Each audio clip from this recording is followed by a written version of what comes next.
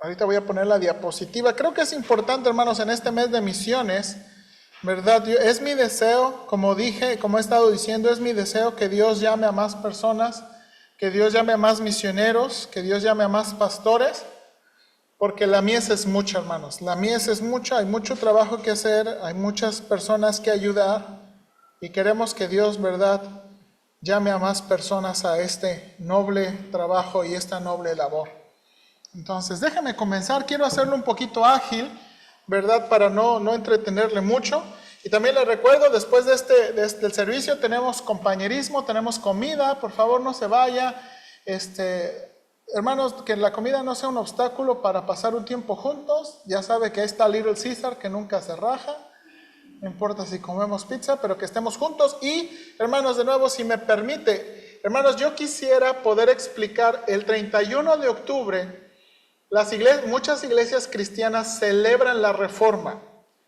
No estoy en ese tono de celebrar la Reforma, pero quiero poner, de nuevo, creo que la forma más sencilla para mí como su pastor de explicarle sobre la Reforma es con una película. Entonces, no sé si porque esa es mi tendencia, ¿verdad? Pero es más fácil. Entonces, después de la comida, ¿verdad?, vamos a poner la película de Martín Lutero para poder explicarle de forma más concisa y por lo menos más emocionante, ¿verdad?, lo que pasó con la Reforma. Entonces, de veras, todos están invitados. Elías, eres invitado, ¿verdad?, a quedarte, comer y después ver una película, todos hermanos, y pasar un tiempo. Recuerden que lo importante no es la comida, es pasar tiempo juntos, ¿verdad?, de compañerismo. Ok, entonces, bien, hermanos, vamos a hacer esto en esta mañana. Entonces, déjenme orar y comenzamos el estudio. Padre Celestial, te pido que me ayudes en esta mañana. Te ruego que nos des gracia. Estamos considerando este tema del llamamiento del pastor, porque, Señor, es nuestro deseo y es nuestra oración que tú llames más obreros a la mies.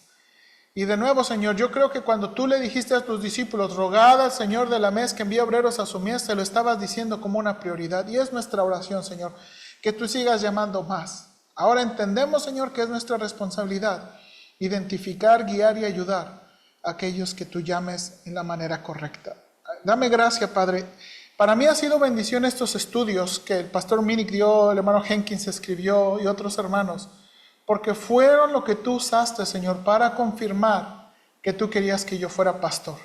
Y en verdad para mí han sido de mucha ayuda y yo espero que a otros hermanos aquí y otros hermanos en el futuro estos estudios les puedan servir. En Cristo te lo pido. Amén.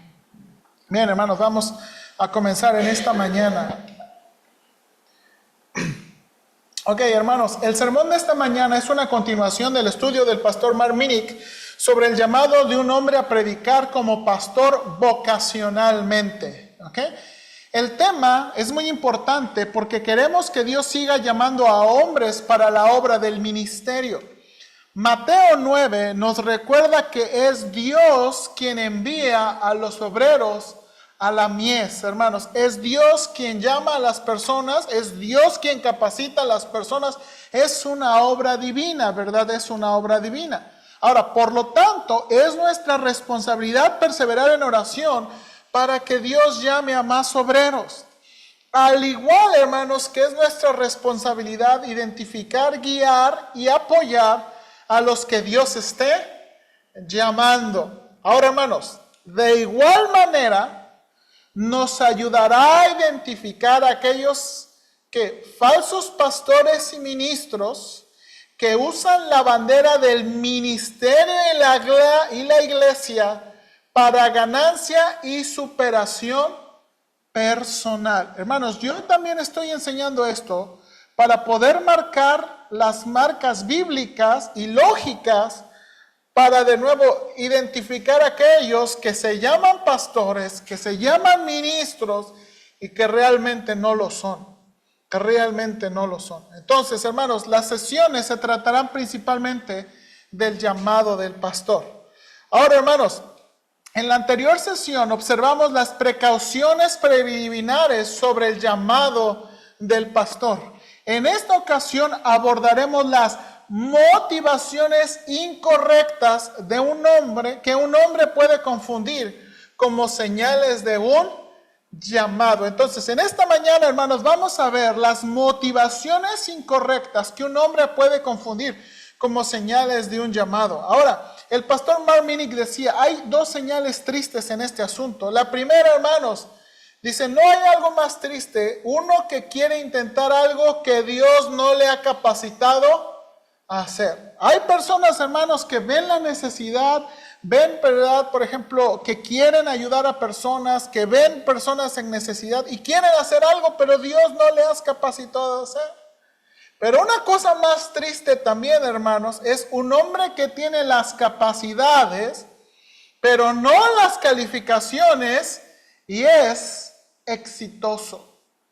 Hermanos, hay personas que tienen iglesias llenas, pero que, y de nuevo, que son muy capaces en su organización, en su habla, pero hermanos, tienen vidas muy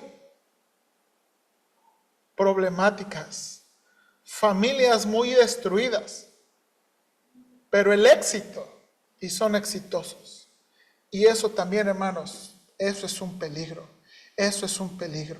Entonces, hermanos, queremos ver de nuevo, ¿qué son las motivaciones incorrectas que un hombre tiene que tener en consideración en este asunto del llamado del pastor? Y hermanos, de nuevo, yo sé, ayúdeme, recuerden que esto es una tarea de la iglesia, no es solamente mi responsabilidad, es un trabajo de la iglesia orar, identificar y apoyar, ¿verdad? Queremos hacer esto en conjunto.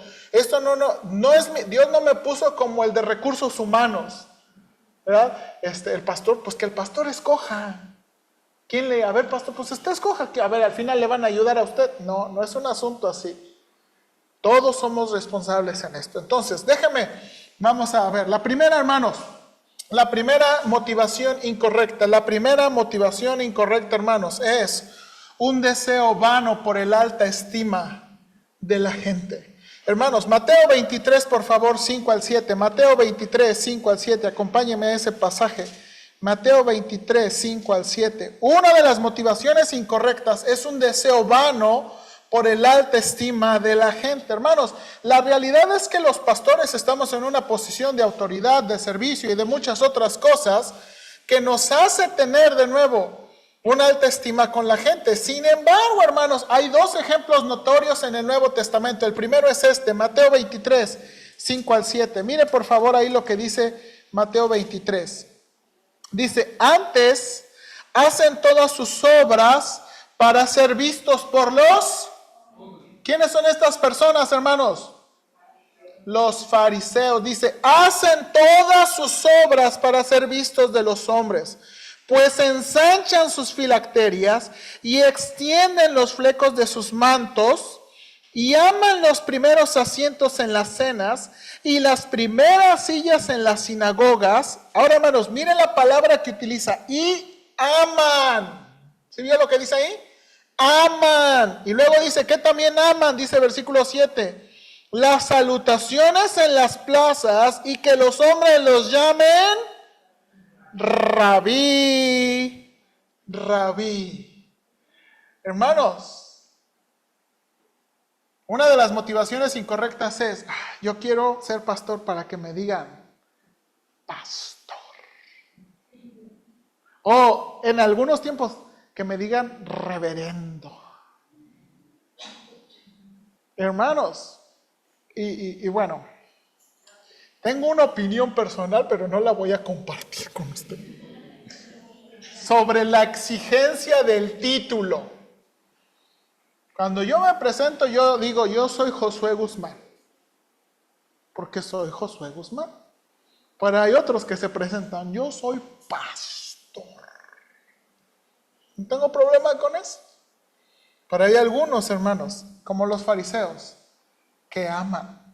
Ahora, ¿se acuerda del ejemplo de Simón el mago? Vamos a Hechos 8, por favor. Hechos 8, versículo 18 al 20. Hechos 8, 18 al 20, por favor. Mire otro ejemplo aquí.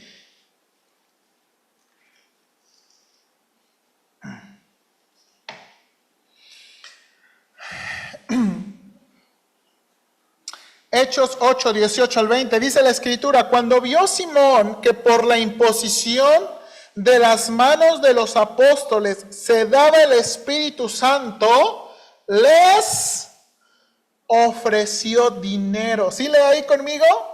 Les ofreció dinero diciendo, dadme también a mí este poder para que cualquiera que yo impusiere las manos reciba el Espíritu Santo.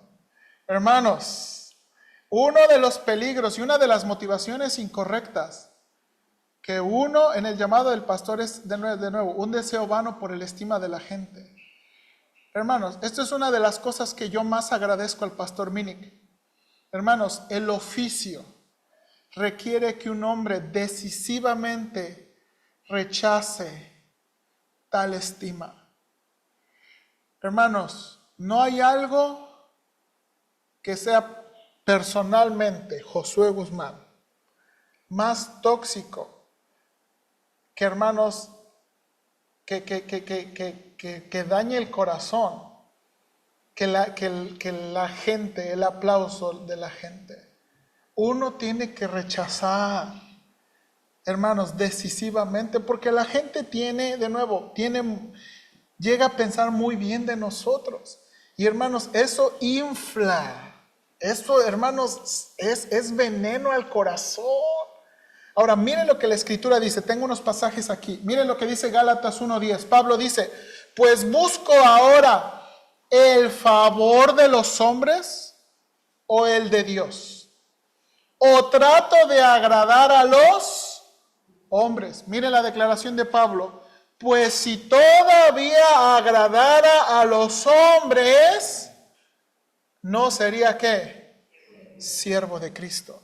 Mire lo que dice Primera de Tesalonicenses 2:4.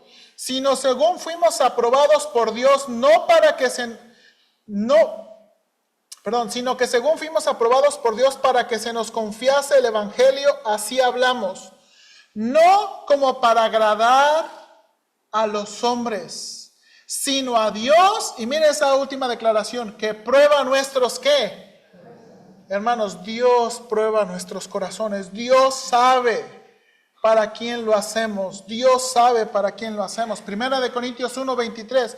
Pero nosotros predicamos a Cristo crucificado, para los judíos ciertamente tropezadero y para los gentiles locura. Primera de Corintios 4:10 y el 13. Nosotros somos insensatos por amor de Cristo, mas vosotros prudentes en Cristo. Nosotros somos débiles, mas vosotros fuertes. Vosotros honorables, mas nosotros despreciados. Nos difaman y rogamos. Mire lo que dice el apóstol Pablo. Hemos venido a ser ahora como la escoria del mundo, el desecho. Hermanos, esto es lo que Pablo pensaba en comparación con los corintios orgullosos. Y por último, Primera de Tesalonicenses 2:6. Ni buscamos gloria de los hombres, ni de vosotros, ni de otros, aunque podíamos seros carga como apóstoles de Cristo. Hermanos, el ministro, el pastor necesita rechazar decisivamente la gloria. Porque, hermanos, es una trampa muy sutil, es una trampa muy sutil. Segunda, hermanos, motivación incorrecta. Un espíritu codicioso por el dinero fácil o una fuente segura de vida. Hermanos, algunos ven en la iglesia y el ministerio dinero fácil y una fuente segura de vida. Y esa es una motivación incorrecta. Miren lo que dice la Biblia. Por ejemplo, aquí tenemos el ejemplo de segunda de Pedro 2:15. Dice la Biblia así. Se apartaron del buen camino y siguieron los pasos de Balaam, hijo de Beor, a quien le encantaba ganar dinero haciendo él mal. Así dice la Nueva Traducción Viviente. Le encantaba ganar dinero haciendo. ¿Usted se acuerda la historia? Este era un profeta que trataron de contrataron para maldecir a Israel. Y primero él dijo, hermanos, y usted puede leer esa historia, es hasta irónica. Vinieron y, oye, déjame preguntarle a Dios, oye, Dios, quieren que vaya y que maldiga a tu pueblo. ¿Cómo crees? Estoy parafraseando. el rey manda gente más distinguida y más pesos. Y Balaam dice, déjenme preguntarle otra vez a Dios. Dios, es que me están contratando y ¿cómo ves? ¿Cómo se te ocurre? Dios dice que no. Mandan más distinguidos y más dinero. Adivine qué hace Balaam. Déjenme preguntar. Y Dios dice, ok, ve, pero lo pensaba castigar. ¿Se acuerda? Y Dios aquí hizo un milagro que su burra lo protegió de que Dios lo matara. Y dice aquí, le encantaba ganar dinero, ¿qué? Haciendo el mal, haciendo el mal.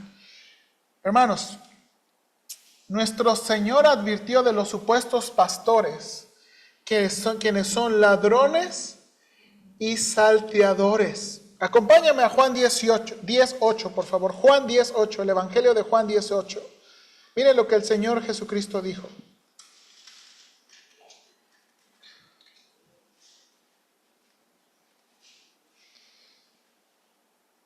Dice, todos los que antes de mí vinieron, ladrones son y salteadores, pero no los oyeron las...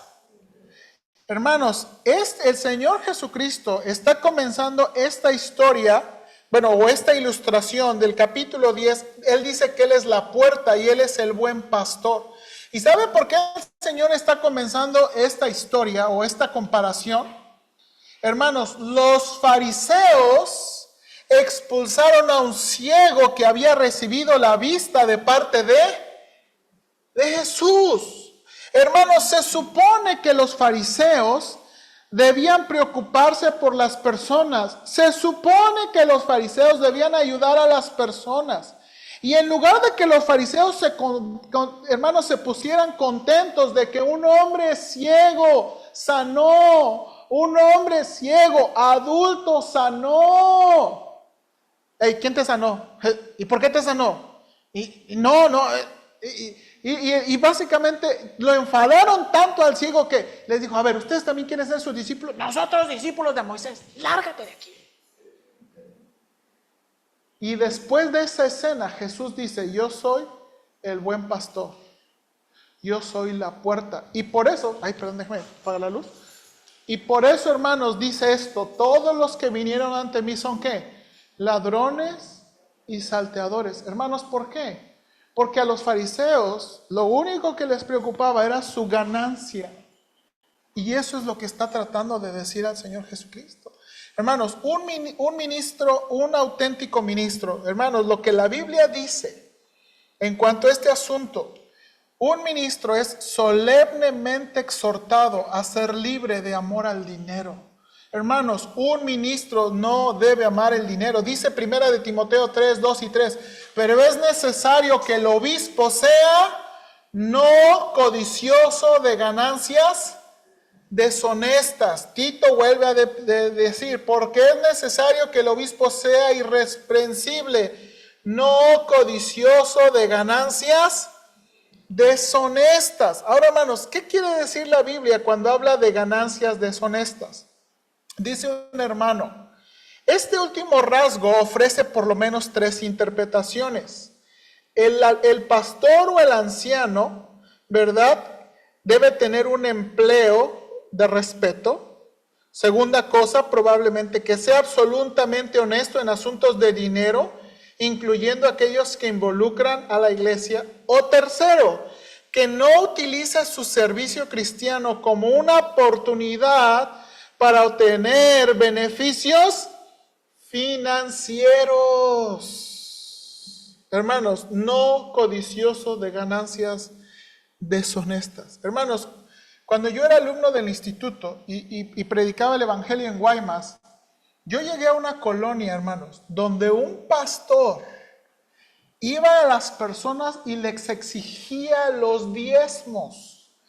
Y si las personas no le daban los diezmos, él se cobraba en especie. Ahora, hermanos, eso no fue lo más triste. Lo más triste es que las personas nunca le dijeron nada y por miedo y tantas cosas. Hermanos, no. Mire lo que dice la Biblia. El ministro no debe ser codicioso de ganancias deshonestas. Primera de Pedro 5:2 dice: apacentad la grey de Dios que está en vosotros, no por ganancia deshonesta, sino con ánimo pronto. Dice Primera de Timoteo 6:10-11, porque raíz de todos los males es el amor al dinero, el cual codiciando algunos se extraviaron de la fe y fueron traspasados de muchos dolores. Mas tú, hombre de Dios, huye de estas cosas. Hermanos, ¿y cuáles son estas cosas? El amor al dinero. Hermanos, el amor al dinero. Hermanos, un ministro auténtico es solemnemente exhortado a ser libre del amor al dinero. Un ministro auténtico puede invocar a Dios como su testigo, que no esconde motivaciones ambiciosas. Miren lo que dice Primera de Tesalonicenses: porque nunca usamos de palabras lisonjeras, como sabéis, ni encubrimos avaricia. Y mire la frase que utiliza Pablo: Dios es testigo. Déjenme leérselo en la Nueva Traducción Viviente. Como bien saben, ni una sola vez tratamos de ganarlos adulándolos.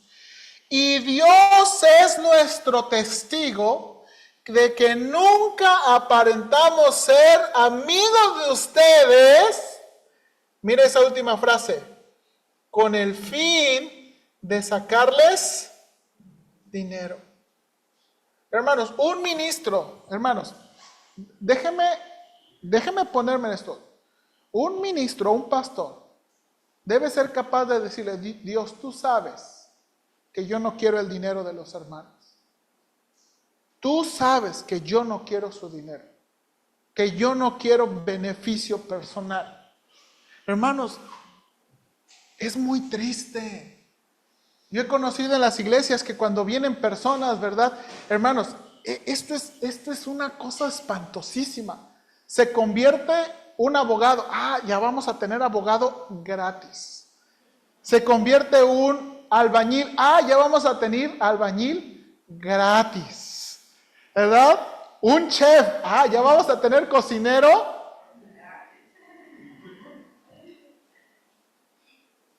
No, hermanos.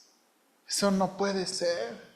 No puede ser. No, un ministro no debe pensar así. Y la iglesia no debe pensar así. ¿Qué más, hermanos? Mire, por favor, el ejemplo de Pablo. Un ministro auténtico está preparado incluso para renunciar a su justa y honorable compensación financiera. Mire lo que Pablo hacía. Dice Pablo en 1 Corintios 9:14-15. Así también ordenó el Señor a los que anuncian el evangelio que vivan de él. Hermanos, es bíblico y legítimo que las personas que trabajan para el ministerio sean pagadas. Es bíblico. Pero mire lo que dice Pablo: pero yo de nada de esto me he aprovechado, ni tampoco he escrito esto para que se haga así conmigo, porque prefiero morir antes que nadie desvanezca esta mi gloria. Hermanos, Pablo prefería trabajar, pagarse a sí mismo y pagar a otros, que alguien pudiera decir: pues. Ahora, hermanos, Pablo no está diciendo así tienen que ser todos, ¿verdad? Pablo no está diciendo tienen que seguir mi ejemplo, tienen que trabajar y tienen que mantenerse. No. Pablo está diciendo, es bíblico que los que viven del ministerio que sean pagados, pero yo no lo quiero hacer. Hermanos, y de nuevo, un ministro aún debe estar preparado para eso. Debe estar preparado para esto. Ahora, hermanos, tercera motivación incorrecta. Una falta de inclinación al trabajo y empleo ordinario. ¿Qué significa esto, hermanos? Esto viene debido a la minimización escritural del significado sagrado de las vocaciones seculares. Hermanos, hoy en día déjame decir, con tristeza, a veces se pone a todos los que trabajan en la iglesia, y hay extremos. Hay un extremo donde no, todos los que son llamados al ministerio, así como que todas las vocaciones. Y los jóvenes en la iglesia, ¿tú qué vas a estudiar? Pues quiero ser contadora. ¿Tú qué quieres ser? No, pues yo quiero ser abogado. Y, ¿verdad? Y la iglesia aplaude. A ver, todos los que son del ministerio, a ver, todos los que son llamados a pastores misioneros, pásenle aquí enfrente y hay que orar por ellos. ¿Y los demás? No, pero como ustedes quieren estudiar otra cosa, a ustedes no importa. Estos son nuestros héroes. Y hay un peligro con eso. El otro extremo que existe en otros lados, que no es tanto, es como, ¿verdad? Pues es que como no lo hicieron en ninguna carrera y no lo hicieron en ninguna vocación, entonces ¿qué? Pues métanse de pastores. Y a veces piensan que uno está aquí porque, pues es que de seguro el hermano Josué no la hizo en otras cosas. Pues más fácil, ¿verdad? Ser pastor. Hermanos, de nuevo, y por eso el hermano Minic puso la minimización no escritural del significado sagrado de las vocaciones seculares. Hermanos, la Biblia enseña que debemos glorificar a Dios con lo que Él nos ha dado para hacer. No importa, hermanos, Dios no tiene un tabulador como el SAT, ¿verdad? De oficios y cuánto tiene que cobrar y qué tanto tiene que pagar, así como cuántos títulos tienes. No tiene algo así. Y tenemos que entender, hermanos, y de nuevo, hay personas que motivadamente incorrecta no quieren tener un trabajo ordinario. ¿Ok? Ahora, eso es uno, y eso es algo que a veces promovemos en la iglesia, ¿verdad? De que el único trabajo bueno y héroe es el del pastor o el misionero. No, hermanos, no es así, no es así. Ahora, también en este peligro, hermanos, puede ser pereza. Hermanos, pereza. Pereza puede ser un motivo, ¿verdad? Hay personas que no les gusta trabajar. Hermanos, yo trabajo en el Instituto Bíblico. Y yo he visto personas ahí en el Instituto Bíblico que no les gusta trabajar. Ellos son peligrosos. Y por eso les tratamos de animar. No, yo estoy orando para que Dios me provea. ¿Ok? Todos los lunes a lo mejor hay una chambita. No, pero Dios me va a proveer sin trabajar.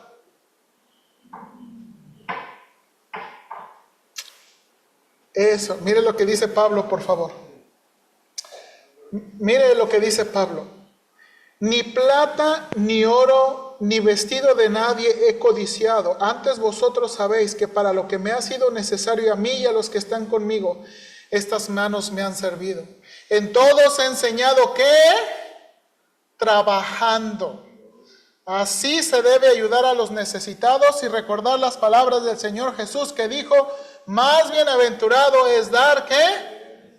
Hermanos, el apóstol Pablo nos enseñó, estas manos son para trabajar. Estas manos son para trabajar. Ok, hermanos, si en algún momento, yo no sé, y yo necesito decirle esto como pastor, pero si en algún momento, ¿verdad? Algo pasa con las finanzas de la iglesia, yo no voy a andarle diciendo, hey, ya me deben, Dios me dio manos para trabajar. Dios me dio manos para trabajar. Hermanos, dice aquí el hermano Minic, había un pastor, el pastor Alexander White, él escribió, uno de sus biógrafos dice esto, hermanos, tolerante y paciente como era el doctor White, siempre dispuesto a creer lo mejor de cada hombre. Él trabajaba en un instituto bíblico. Siempre que encontrara evidencia de un esfuerzo real, por imperfecto que fuera el resultado, sin embargo, hubo un fracaso por el cual incluso su caridad no encontró excusa, ya que lo consideró como una traición a la confianza infinitamente sagrada. El doctor White pensaba esto, quisiera que la pereza fuera considerada el único pecado imperdonable en todos nuestros estudiantes y en todos nuestros ministros. Escribió otro hermano, la predicación que no cuesta nada no logra nada. Si el estudio se hace con flojera, el púlpito será una ofensa. Es por lo tanto imperativo que el predicador vaya a su estudio a trabajar duro. Debemos hacer que el hombre de negocios de nuestra congregación sienta que somos sus compañeros en el trabajo. No hay hombre que se descubra tan rápido como un ministro ocioso. Y no hay hombre que sea despreciado más rápido que tal ministro. Que el ministro, sea tan profesional como el hombre de negocios, que emplee sistemas y métodos, que sea tan escrupulosamente puntual en sus hábitos privados al servicio del Señor, como tendría que serlo en una oficina del gobierno al servicio de su país. Hermanos, Dios nos ha llamado a trabajo, y trabajo duro. Un pastor, el pastor Alexander McLaren decía: hermanos, nunca voy a estudiar con mis pantuflas.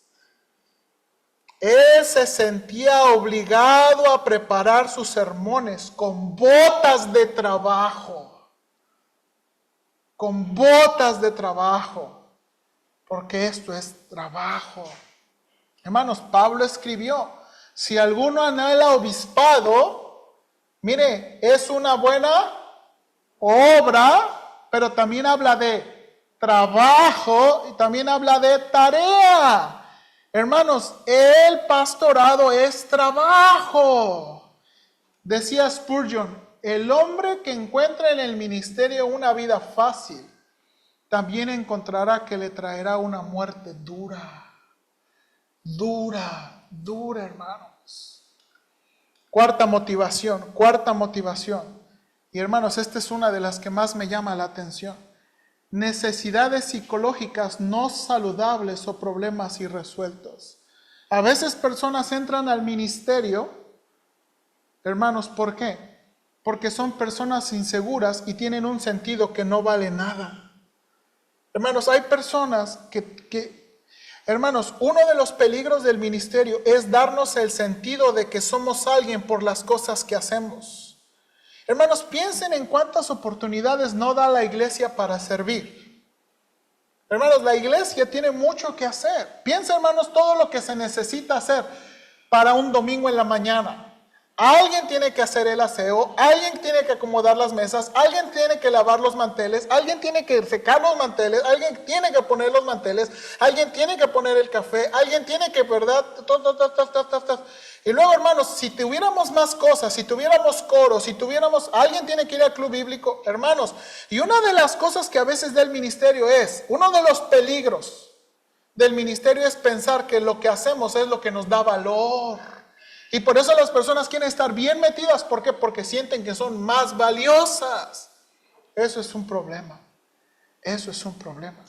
También, ¿qué es otro problema, hermanos? Porque tienen un sentido carnal de superioridad espiritual.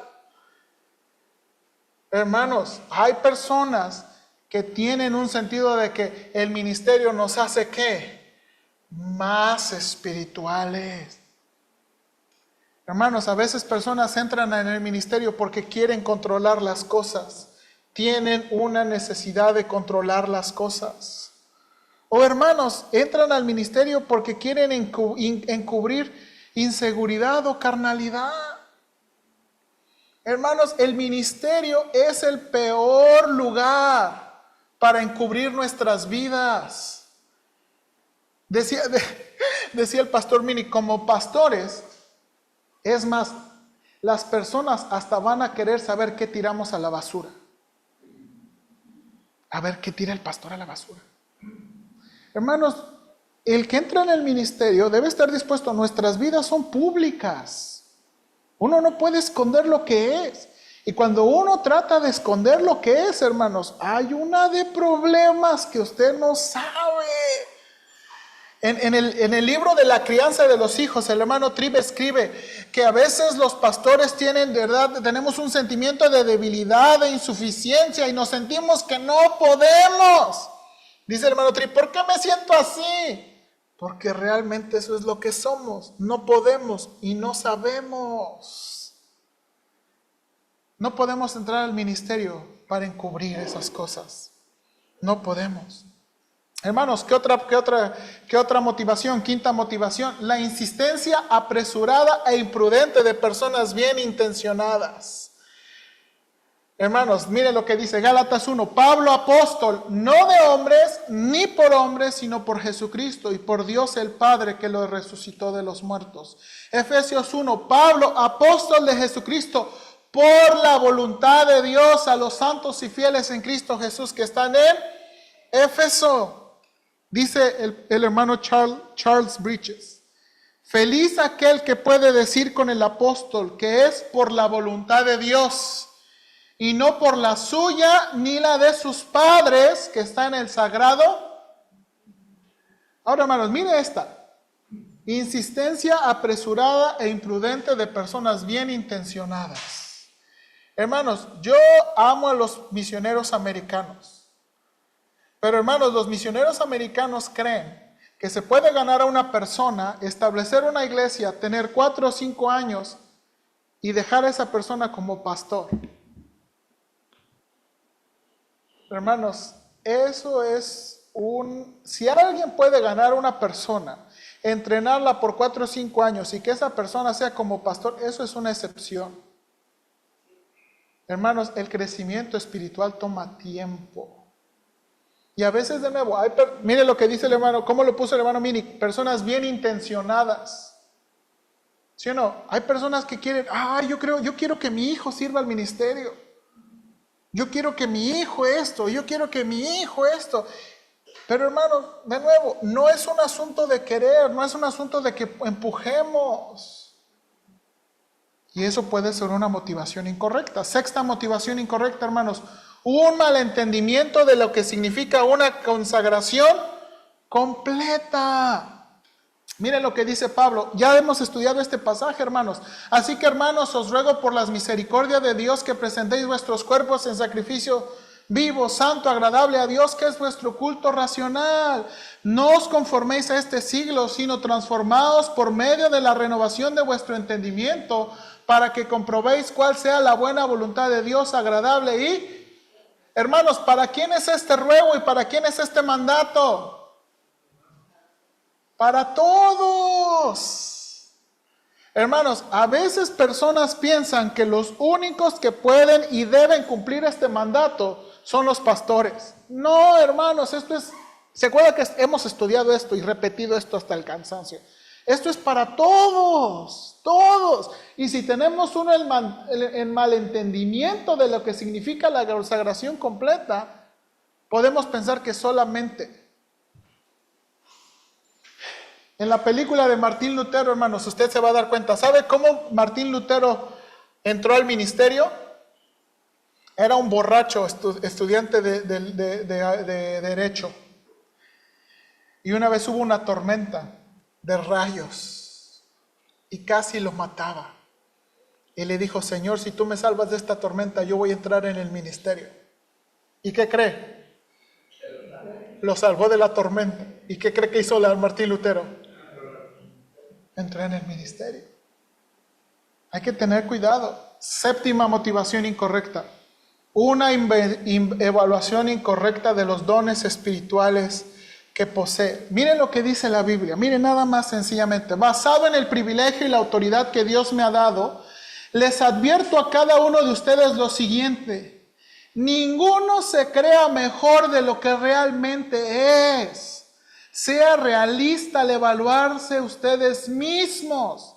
Háganlo según la medida de fe que Dios le haya dado. Así como nuestro cuerpo tiene muchas partes y cada parte una función específica, el cuerpo de Cristo también. Nosotros somos las diversas partes de un solo cuerpo y nos pertenecemos unos a otros. Hermanos, yo les he dicho... Hermanos, la iglesia somos todos, la iglesia es el cuerpo, nos necesitamos todos. No podemos ser una iglesia pastor dependiente.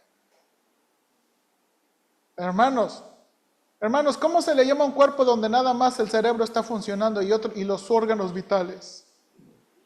¿O cómo se le llama a un cuerpo donde el 30% funciona? ¿Vegetal? Mire lo que dice Pablo. Dios en su gracia nos ha dado dones diferentes para hacer bien determinadas ¿qué? Hermanos, en la iglesia se necesita más que el pastor. ¿Sí o no? Más que el pastor. Dios ha dado al pastor. Tiene su lugar, tiene su responsabilidad, tiene su llamado. Pero la iglesia necesita más que el pastor. Mucho más que el pastor. Ahora, siguiente motivación. Un malentendimiento del rango de los dones necesarios. Hermanos, un malentendimiento de los dones necesarios. Hermanos, no solo se necesita un don de comunicar, hablar, también se requiere un llamado divino para hacerlo. Hermanos, se requiere un llamado divino para hacerlo. A veces pensamos, hermanos, piénsenlo, hermanos, hay mucha gente que tiene dones del habla, ¿sí o no? Dones del habla. Y pudiera uno pensar que, bueno, esa persona tiene un don de hablar, esa es una persona. No, hermanos. Hermanos, se necesita algo más. Se requiere un llamado divino para hacerlo de por vida. Hermanos, no necesitamos personas que nos impacten con un sermón una sola vez. Necesitamos a alguien que sea capaz de predicar la Biblia cada domingo, cada domingo, cada domingo. Hermanos, ¿sabe qué es una de las dificultades del ministerio pastoral? Siempre vienen los domingos. No siempre hay vacaciones. ¿Ya? Los hermanos agarran 2 semanas, 15 días, 1 semana, se van y regresan. Y a veces nadie está esperando de los hermanos, pero sí todo el mundo está esperando del ministerio ¿qué? Pastoral. Se requiere algo de por vida. Hermanos, se requiere el reconocimiento de la fragilidad humana y otras áreas muy necesarias en el ministerio, como la organización. Escribió un hermano, Charles Jefferson escribió: los ministros, con raras excepciones, no son ni canallas ni hipócritas, pero siendo humanos son capaces de todo tipo de acciones distorsionadas. Y la naturaleza misma de su trabajo los expone a multitud de peligros de los que en general los demás hombres están exentos. Dice Charles Jefferson: muchos hombres en el ministerio fracasan no porque sean malos, sino porque tienen un genio para cometer errores. Hermanos, somos hombres. Somos hombres. Y hermanos, y se requiere otras áreas, no nada más de hablar. Hermanos, si un pastor no es organizado, ay hermanos, cosas. Hermanos, se requiere amar las partes difíciles del ministerio pastoral, como por ejemplo, estar con las personas en los momentos difíciles de la vida. Hermanos, hay un peligro en el que muchas veces los jóvenes tienen en el ministerio pastoral. Y quiero decir un peligro, no estoy diciendo que está mal, pero hay un peligro. Los jóvenes ven a los predicadores de conferencias, que están en conferencia y conferencia y conferencia y otra conferencia. Y hermanos, hay un peligro. Y de este peligro, hermanos, escribió un hermano. Y miren, sus palabras me retumban mucho. Dice: en los sentimientos que albergan muchos jóvenes que ingresan al ministerio, dicen abiertamente que desprecian el trabajo pastoral, disfrutan del estudio, aman los libros, se deleitan en la predicación, pero en cuanto al pastoreo de las ovejas, su alma lo odia. Les gusta sentir que tienen dones especiales para el púlpito. Cuando sus amigos les profetizan una gloriosa carrera en el púlpito, su corazón canta. El trabajo del pastor era una abominación, se nos dice, para los antiguos egipcios.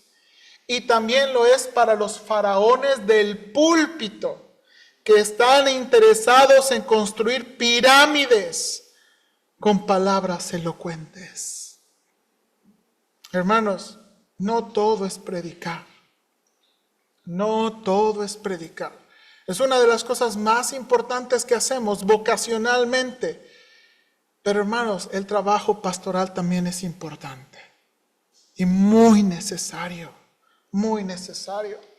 Hermanos, novena, un intenso interés en estudiar y conocer las Escrituras. Mire lo que dice el hermano Minic. No creo que haya ningún hombre llamado que no posea esto. Hermanos, si un hombre no tiene un interés en estudiar y conocer las Escrituras intenso, yo no creo que Dios lo esté llamando al ministerio. Y ese es mi problema a veces con los alumnos del instituto, que no les gusta estudiar. Entonces, ¿para qué vinieron? ¿A qué Dios los llamó?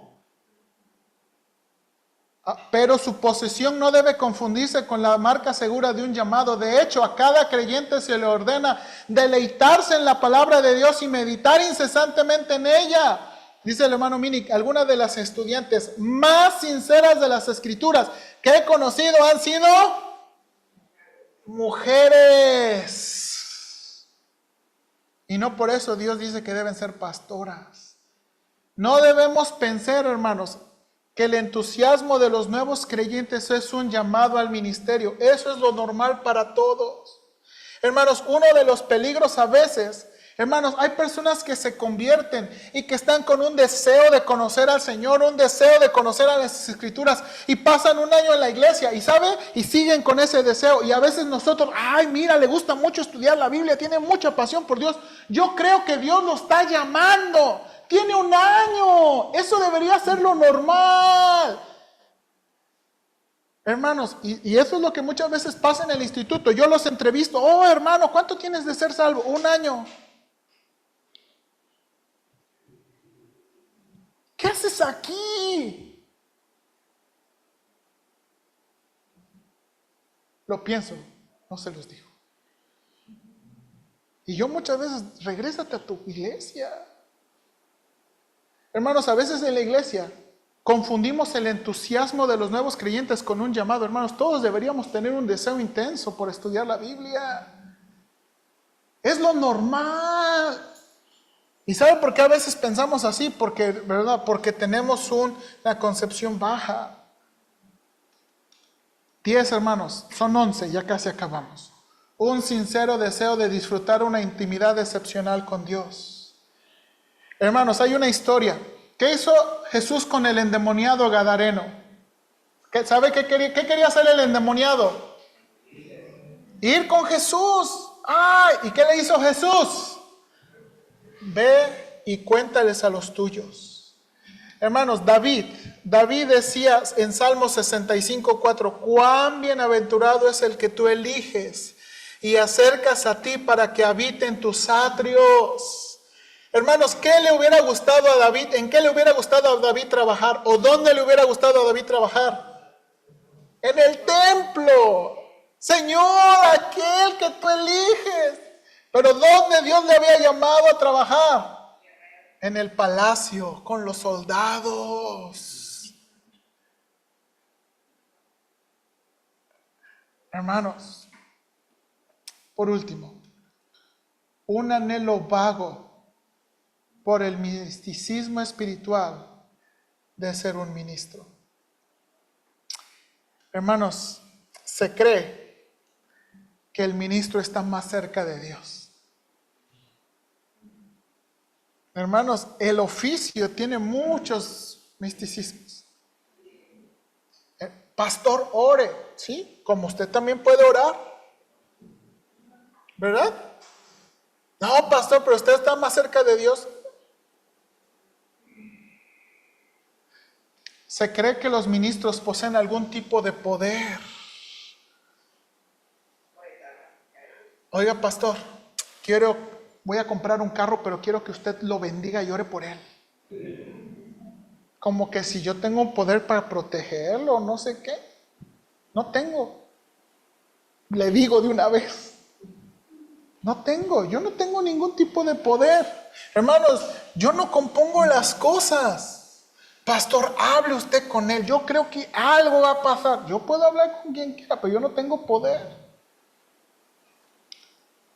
Se cree que el ministro tiene algún tipo de autoridad. Pensamos que Dios nos ha dado, hermanos, muchas veces se confunde el misticismo. No, es que el pastor debe ser como Moisés.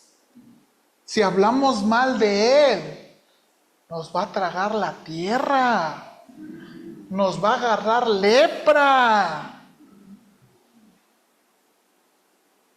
No, que no nos vaya a maldecir el pastor porque Dios le ha dado una autoridad que no. Todo eso es misticismo, hermanos. Y muchos quieren entrar, ¿por qué? Por eso. Pero, si miramos la reacción de los siervos y los lugares en que Dios les llevó, nos haría pensar. Hermanos, cuando Dios llama a estos hombres de Dios, los hombres echan un paso para atrás. No se avientan, echan un paso para atrás. Moisés, Juan, Elías, muchos hombres pensaron seriamente.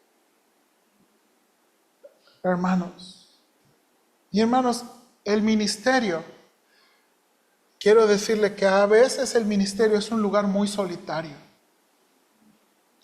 Muy solitario, ¿por qué? Porque no todos entienden lo que hacemos. Hermanos, a veces estoy peleándome con la Biblia. Y digo en este sentido, peleándome con la Biblia, peleándome con los verbos, los sustantivos, los adjetivos para poder decirle a usted lo que Dios dijo. Por horas. Y personas me ven y...